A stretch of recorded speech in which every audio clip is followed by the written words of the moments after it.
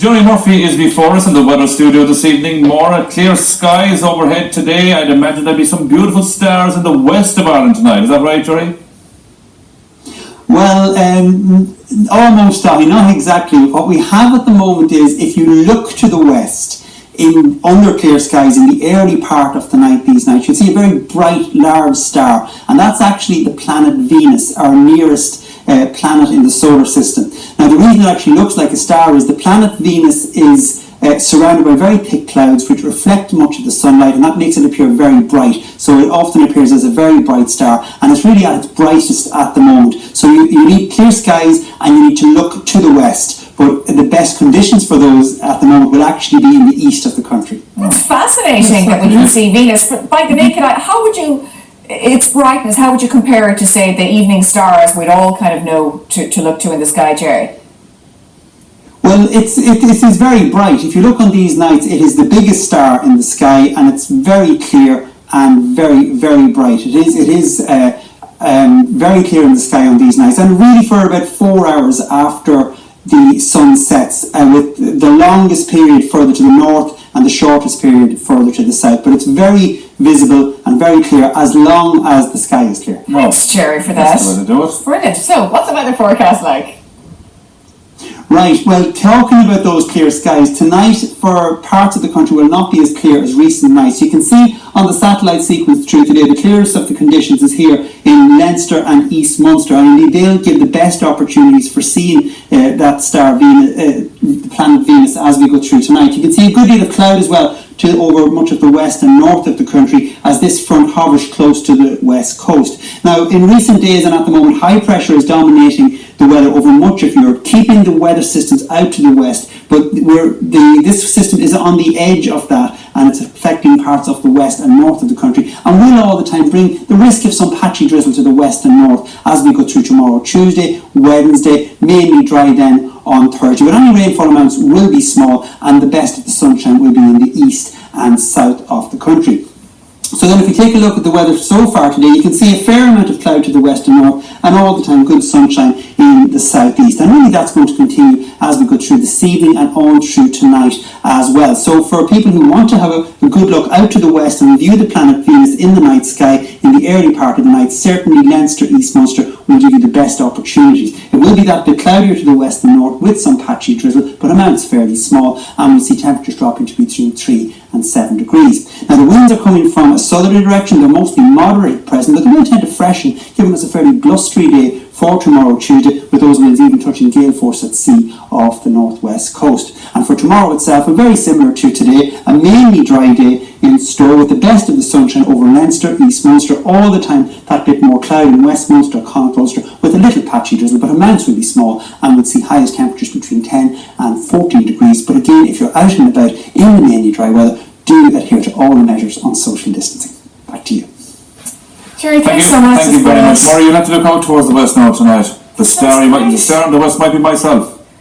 Besides you and Venus, me, yeah. Goya and Venus together. I think that's fascinating, though. Yes, lovely. I love the idea of that. And it's going to be a nice clear night as well. Lovely. With some of your fantastic not weather Venus, picks. but No.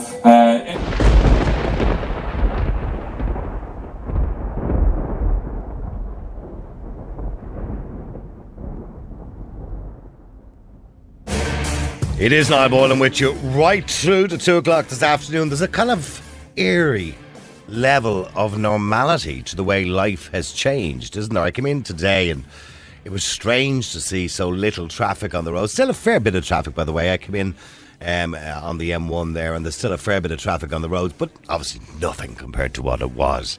It feels like a Sunday every day, and that's what I said to somebody yesterday. It feels like a Sunday every single day now. And there is a level of normality behind that now, that we're all getting used to social distancing. It's becoming quite natural to us not to shake people's hands. And my fear and my worry through all this, and as much as I worry about people's lives and people's health, is that when this ends, and it will end, that's the very positive side of this, it is going to end, and we seem to be handling it well enough. Because let's be clear about this.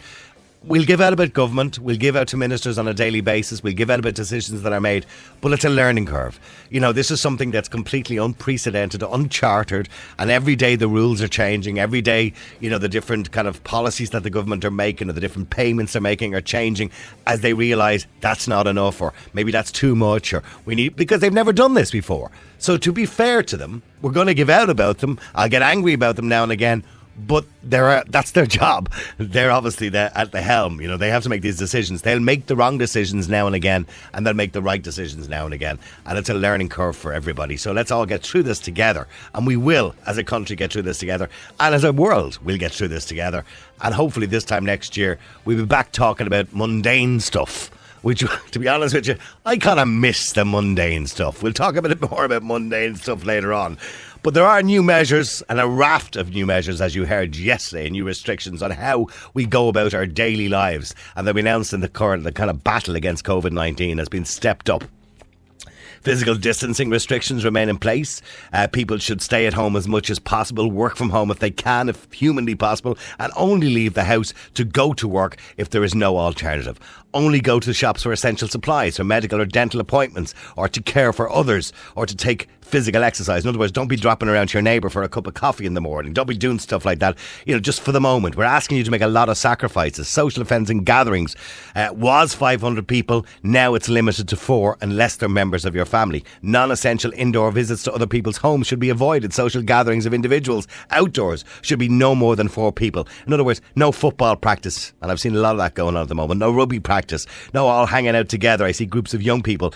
Maybe their parents should be talking to the young people a bit more about how important this all is, because some of them don't seem to be taking it seriously. No unnecessary travel should take place within the country or overseas. In other words, don't be popping over to London for a quick visit. There's no point. There's nothing happening over there. All the museums, all the sites to see, they're all closed. All theatres, gyms, hairdressers, casinos, bingo halls as well are closed because they're places where people gather or have close contact. And Mr. Virgo thanked the public as well for listening to the advice on the physical distancing. He also thanked all the different frontline staff, including our healthcare professionals, including our Garda Síochána, our ambulance and fire service, and thankfully as well he mentions journalism and radio stations, newspapers, because it's all important that we give the information out, and it's important that people get that information. I will talk to Richard Bruton a little bit later on about that and how we're going to survive that as radio stations and as independent media. And he said it's too early to know for sure, but we do believe it's making a difference. Anyway, a photograph doing the rounds, taken at May Park in Donnycarney, and it shows an extremely large group of teenagers in the park at Donnycarney. Gathered, some of them have bikes, they are very, very huddled together. There's a lot of them, I would reckon maybe 30, 40, 50, something around that. And it's only one photograph of many that has been sent in to us of teenagers congregating in a way in which our new social distancing guidelines tells us we can't do. Okay? And we want to hear from you on 6797 981. I have a very simple question for you. Obviously, many adults still need to go to work and have to leave the house, have to go to work. For example, I am here in work today because I have to be, because the sort of show that we do can't be done from home, and that's why I'm in the studio. But I am being responsible, my colleagues are all being responsible, we're keeping our distance, and we, as soon as I'm finished here, I go straight back home again and stay there for the day. However, teenagers don't have to go to work. They don't have to, be in a certain shop because they're still open or whatever. Is it time for us to have a curfew for under 18s? Because, as you know, children, as we have heard, statistically don't get this virus bad, don't get severe complications, although there have been examples of young people even dying from this COVID-19. But generally speaking, they are not the ones that are getting very sick from it. They can, however, have the virus and spread the virus without, in some cases, even knowing that they had the virus. So my question to you is, bearing in mind that some people, like the guys in construction who may not want to be going to work but can go to work, there are other people in other essential services that have to go to work. So they have to be let outside their front doors. What about young people? And my question to you is, should there be some sort of a curfew for under 18s? Now, the majority of parents are being very, very responsible and are keeping their kids indoors or taking them out for walks with their mammy and daddy, and that's the way we've been asked to do this.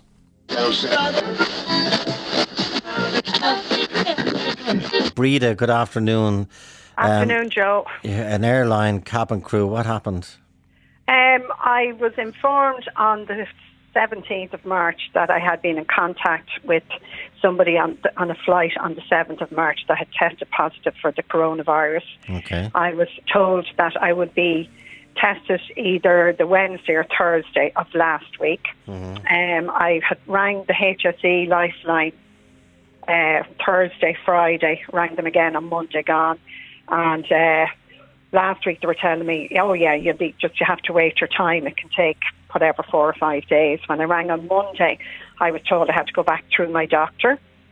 So I did. I rang my doctor here, and they sent me a form to fill out online, and I ticked quite a lot of the boxes. And had I been in contact with somebody who had coronavirus? Yes, I had. Yeah. And I was contacted on Monday evening to say I would either get a phone call to go to be tested Monday evening or yesterday. And now I find out today, because I don't have a fever, I'm not going to be tested at all. And it's 18 days since I was in contact with that person on a flight. But does that in itself not reassure you? Are you showing any? Are you symptomatic? Well, I mean, I had a dreadful cough. I had a sore throat. Oh, did you? Okay. Yeah, I had an awful tightness in my chest. I didn't feel well. I just exhausted the whole time. I've done what they told me to do. I haven't put my nose outside the door since I got the call. Okay. Well, that's good. That's well done. Yeah, my daughter showed signs last Friday. Okay. Of she had a rotten cough. She had a rotten cough. She had. And have you been in touch with any vulnerable group? You know, the older Well, yeah, people. I have a father who's 93 years of age, and I was going to the States last week, and I called in to see him before I went, because I always do. My mum's in hospital at the moment, and I just like to say I love you, Dad, and whatever, because nobody knows what the day or the hour will bring. So my sister said that he was showing signs of, he felt like he was getting a cold. So, I said to be on high alert, because I'm afraid of my life. I may have passed something on to him. Now, two of my crew that I know that I've been in touch with that were on that particular flight have both actually been quite sick. One has been tested. One had gone home to Madrid. Okay, the criteria has changed. Breda, Dr. Mark Rowe has been on with us before. He's a GP down in Watford. Mark, what's your understanding of why they changed the criteria before you could be tested? Well, thanks, Joe. And obviously, this is a rapidly changing story. I think what's happened is we're getting a clearer understanding internationally that once you go beyond a certain number of days, a test is pretty unreliable. In other words, the immune response seems to drop after 6 or 7 days of being exposed. So there's a lot of people in Ireland who've been referred by their GPs for tests, and they're in the system waiting for tests, and maybe a week has passed. So for them, really, a test at this stage is not going to be that helpful. And I suppose the bottom line is to really remember the most important thing we have to do is isolate. Stay away. That lady that was on there, she did absolutely the right thing. She self-isolated, I think she said, for 17 days. Yeah. And, we say from 14 days from the start of symptoms. And you have to assume, if you have been in contact with somebody that has coronavirus, you have to assume you have it, rather than waiting for a test to tell you. Isolate. That's really the key message you have to get across here, the Joe. line, Dr. Gabriel, test.